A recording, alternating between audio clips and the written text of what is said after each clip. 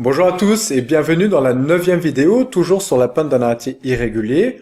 Nous sommes dans l'objectif pédagogique numéro 3, à son objectif intermédiaire numéro 2. On va tracer le plan de coupe d'alignement de la panne, on va voir ce que c'est que le dévers de pas. On va faire un lien aussi qui est très important avec la herse, et puis on va voir où placer notre fosse équerre. Donc c'est parti. Là ici, j'ai levé l'ensemble, en fait, j'ai levé la demi-ferme ici, enfin la ferme carrément, avec son chevron d'emprunt et sa ligne d'axe et sa ligne de trave. On a du coup notre panne qui est placée au bon endroit, et nous, ce que l'on cherche à avoir, c'est cette partie qui est verte, toute cette partie verte. Et en fait, la partie verte qui est là, c'est une projection de mon dessus de panne. Toute cette partie du dessus de panne ici, là, toute cette partie-là, là, si je m'aligne comme ça, et ben je vois que finalement tout se confond. Et en fait, c'est toute cette partie-là que l'on renvoie à toucher notre plan de trave. Et là, ça nous donne notre ligne charnière. Et en gros, comment on le trace, ça? Et ben si je me mets en transparent, déjà pour visualiser, pour déjà comprendre le principe, c'est qu'on a notre dessus panne là, ici, là, que j'ai fait filer, donc ça devient finalement notre dessous chevron, pardon, dans notre cas, donc que je fais filer à venir choper ma ligne de trave. Et de là, de ma ligne de trave, je renvoie d'équerre à choper mon arrêté vu en plan. En tout cas, la face où vient ma coupe de la panne contre l'arrêté. Donc ça, c'est le premier principe. C'est la première étape à comprendre. La deuxième étape, c'est le symbolo.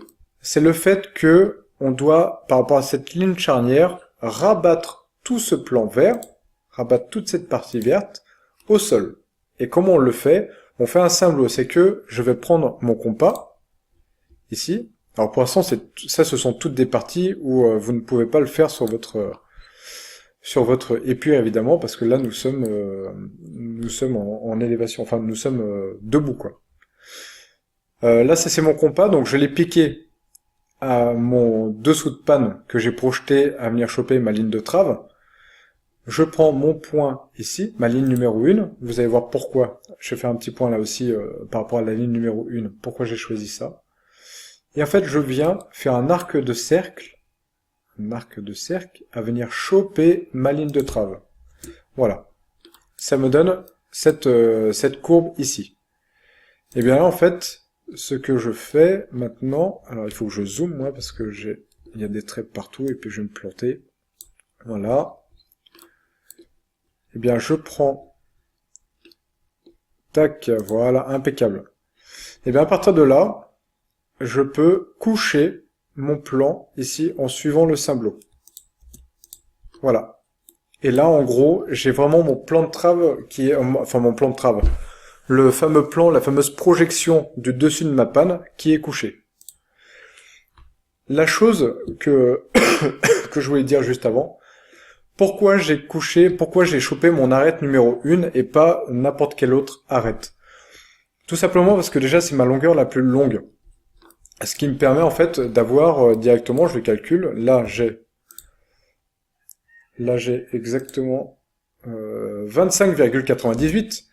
Et en fait, comme j'ai dit dans la première vidéo, on ne place pas son morceau de bois sur ligne, pour en tout cas cette méthode-là. C'est-à-dire que là, à partir du moment où vous savez que c'est 25,98, vous prenez votre morceau de bois, vous mettez 25,98 sur votre morceau de bois, et ça vous donne en fait le point où vous allez avoir les deux angles.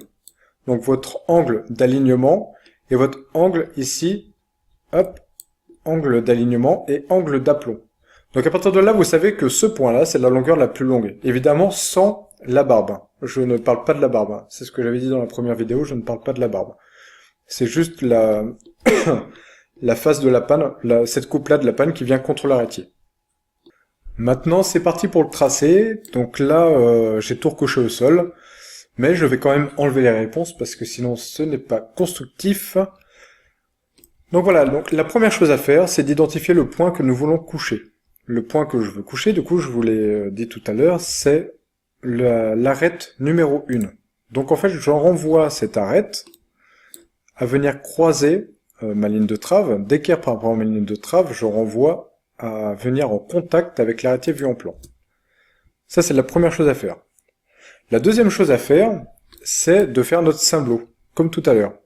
Donc le cymblot, je répète, on descend le dessus de la panne, donc le dessous chevron, on redescend ici, à venir choper notre ligne de trave.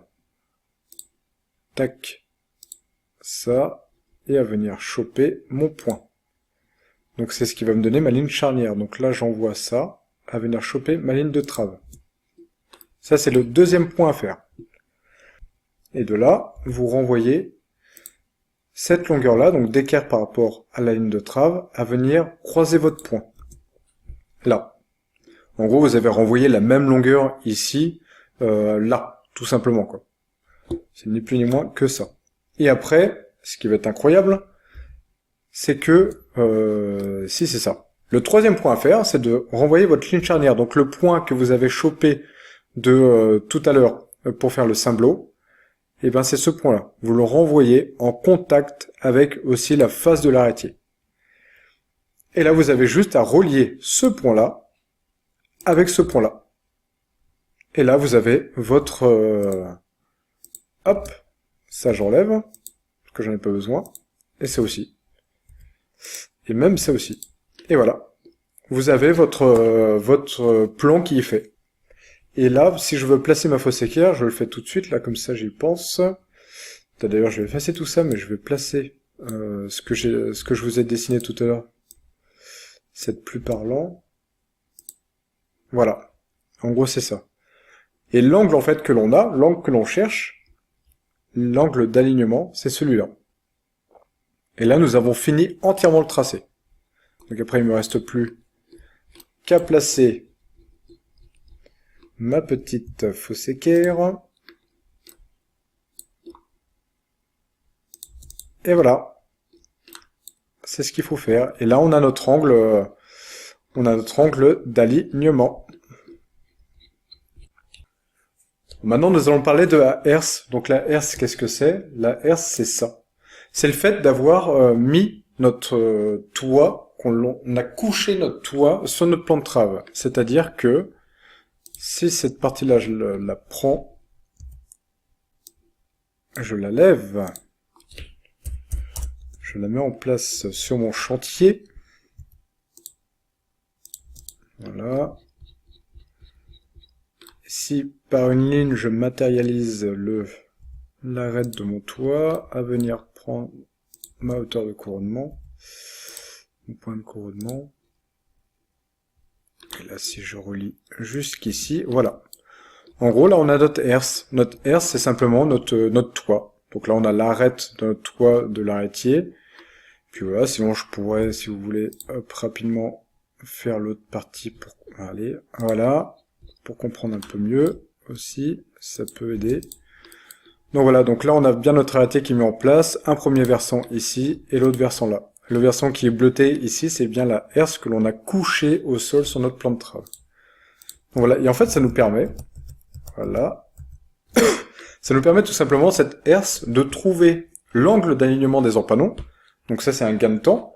Et le deuxième gain de temps, c'est que grâce à cette herse qui est très utile pour vos empanons, eh bien, en bas, comme nos empanons sont d'équerre par rapport à notre panne, eh bien, on a l'angle d'alignement de notre panne. Donc tout à l'heure, on avait dit que l'arête numéro 1 faisait une certaine longueur, c'était la longueur la plus longue de la panne. Et ben dites-vous que si vous avez cette longueur la plus longue de votre panne, dites-vous que là, si vous prenez l'angle ici, directement, eh bien vous le reportez sur votre panne, et voilà, Finex, votre angle d'alignement est déjà noté sur la panne.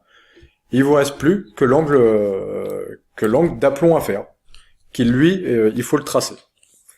Voilà, à tout à l'heure pour une nouvelle vidéo.